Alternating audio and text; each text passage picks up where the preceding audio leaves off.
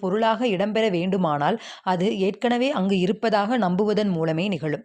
இங்கு சில சூட்சும வார்த்தைகளை பயன்படுத்தி சரியாக ஒரு குறிப்பிட்ட திசையில் ஆழ்மனதின் ஆக்கப்பூர்வ சக்திகளை செலுத்தி நீங்கள் அடைய விரும்புவதை நிஜ வாழ்வில் பெற உங்கள் ஆழ்மனதின் ஆலோசனை பதிக்கலாம்.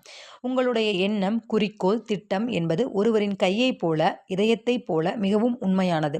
இந்த பைபிளின் யுத்திப்படி உங்கள் மனத்திலிருந்து நிபந்தனைகள், சூழ்நிலைகள் மற்றும் எதிர்மறையான நிச்சயமற்ற சூழ்நிலையை உருவாக்கக்கூடியவற்றை முழுமையாக வெளியேற்ற வேண்டும். நீங்கள் மனதில் விதைக்கும் விதையின் அமைதி குலையாமல் வளரவிட்டால் அது கண்டிப்பாக குறைகள் எதுவும் இல்லாமல் வளர்ந்து பலன் என்னும் பலத்தை கொடுக்கும் என்பது உறுதி.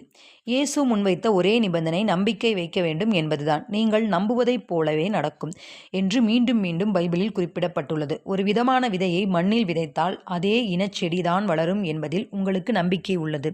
இதுதான் விதி. விவசாயத்தில்